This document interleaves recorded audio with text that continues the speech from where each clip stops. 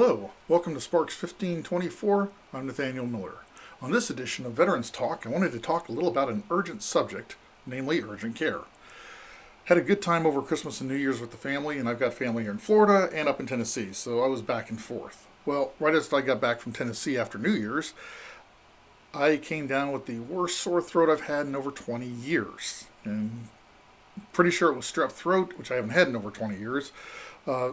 Didn't want to walk into an ER because I honestly didn't think I needed it. I was going to if I needed it, but I emailed the local VA clinic here in Pensacola because as a 100% disabled veteran, I am covered completely under the VA.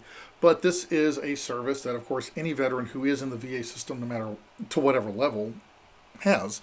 So I emailed the clinic and said, hey, this is what's going on. I don't need, how does this work? In the active duty days, we go to sick call. Well, I'm retired. I'm a civilian now. They emailed back and said you need to go to an urgent care facility, and they helpfully provided a list of them, plus also told me about a little page on the VA's main website called Find a Facility. So I went to the first clinic, and lo and behold, they are not taking VA patients right now because the VA hasn't renewed their contract with this particular system. I'm not going to mention the name of that system because nobody's doing anything wrong. It just got caught in the mismatched gears of political, legal wranglings. And I'm really using my hands a lot today. So got back in the car feeling like I wanted to rip my throat out, but I didn't. Got on my trusty phone and used the miracle of 4G to go to the VA website, find the Find facility, and found the list of urgent cares here in the area. Great, there's another one only a mile away. So I drove to it and it doesn't exist. The building's empty, it's abandoned. That clinic, I don't know if the clinic shut down or the clinic moved, but that location was a bust. So my temper was about ready to explode. I'm sick, I've got a fever, my throat feels like an alien face hugger, put an embryo in there and it's getting ready to burst out, a la John Hurt. Fortunately, I was alone. At this moment, I was in the car by myself, so it didn't go yelling at anybody. Got back on the phone, got to find my Find facility list again, found a third clinic about 2 miles away, drove to it, and lo and behold, there was a clinic there that took VA coverage. So got prescribed meds, went to the pharmacy, got them, came home, and spent the next several days feeling like death. Which is why I am once again behind even doing videos, much less columns on my blog, because I was running a fever of about 101, 102 for a while, which is really no fun. This isn't to complain about strep throat. I got over it. Hey, I'm fine. I'm back. It happens. It's a highly contagious bacterial infection. Sometimes you get it. Oops. Welcome to the world we live in. No, but what it did kind of hit me is, as a veteran, I said back in the active duty days, we would just go to sick call. Or the Navy, of course, I think did away with sick call a few years ago, so you call for a same-day appointment, but you would get in. And, of course, the emergency room is always available. But just because you're running a fever and you're pretty sure you have strep throat, you don't necessarily want to go to the emergency room. You don't need that level of care, and you don't want to get necessarily. And I didn't want to get in the way of people who might be walking in with a leg ripped off and being hopping in with the leg over their shoulder. Well, that would be quite a sight.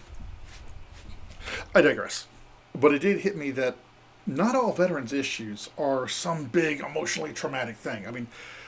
Suicide, mental health awareness, those struggles are very real to many of us. And that's one reason the Veteran Talk came up as one of the episodes, one of the columns here on Sparks 1524, because after what happened in Afghanistan last year, I was in a really bad place. And I realized that, not just talking about the emotional things, but there are going to be other things veterans go through. And this was the first one I've run into that was actually kind of one of the more mundane, small things. Most of us don't think about needing to go to an urgent care. I actually have never been to an urgent care before in my life. I have taken people to urgent care, but I've never actually gone myself. So this was a whole new aspect of healthcare that I'd never even heard of. Never even thought about. Fortunately, the VA system worked for me. My provider team got back to me really quick, or as we would say when I was growing up, lickety-split. They even when they gave me the list of clinics near me, they even highlighted the one nearest my house, which was the one that turned out not to be taking VA patients because of the contract issue. But I would never have thought about even just exploring urgent care locations, much less how that works, before I actually got sick. And to be honest, I wish I had, but I didn't. However, this experience might go a little ways to helping you, my fellow veterans, navigate one of these smaller, a little more mundane aspects of life as a civilian. I have linked below in the description here the Find My Facility page on the VA website, and this facility locator is actually pretty cool. It lets you look for emergency rooms, urgent cares, VA clinics, other offices affiliated with VA services. It's not just for urgent care, so it's a really good page to bookmark and just have available. Small things can become big things when you're in the middle of a problem. Even something like strep throat. Strep throat's not fun, and it's nothing to sneeze at. You want to get taken care of. But it's also not going to be immediately fatal or anything. But when you're in the middle of it, and that's when you got to suddenly learn how to navigate urgent care, it wasn't the best idea for me. But I got through it, and I have more experience now. Next time I get sick, I'll know better how to deal with it. Hopefully this experience helps any of y'all get a jump on something before you actually are in the middle of being sick and trying to find help. Well, then great. That's part of what a Veterans Talk is supposed to be for, is just share experiences I've had, little tips and tricks I've learned, or that people have passed on to me to a wider audience. Again, the Find My Facility page, the Find Facility page is located below in the description. Please check it out. I have also linked the Veterans Crisis Line. If you happen to be watching this and you are in a really bad way emotionally or mentally, please call the Veterans Crisis Line. I've called them myself before. They steered me to the care and assistance I needed, and I got through that period. So if you are in a really bad way, please use the Veterans Crisis Line. But otherwise, check out the Find Facility page on the VA website. It's actually, I know I'm talking about a federal government website here, but it's actually a pretty user-friendly page. And it gave a big list, so even though one center right now, or one healthcare network or system is not covering the VA, and another one, the specific clinic didn't exist, there were loads. I mean, I had scrolling page of urgent care clinics in the Pensacola area, so I was not bereft of resources. If you want to read more about this, check out my written column, which is also linked below in the description. Feel free to like, and please, if you think this is a good video, share it with people.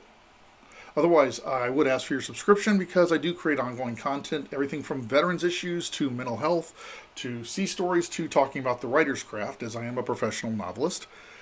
I hope to see you next time. Until then, stay safe and remember to go and do some great things.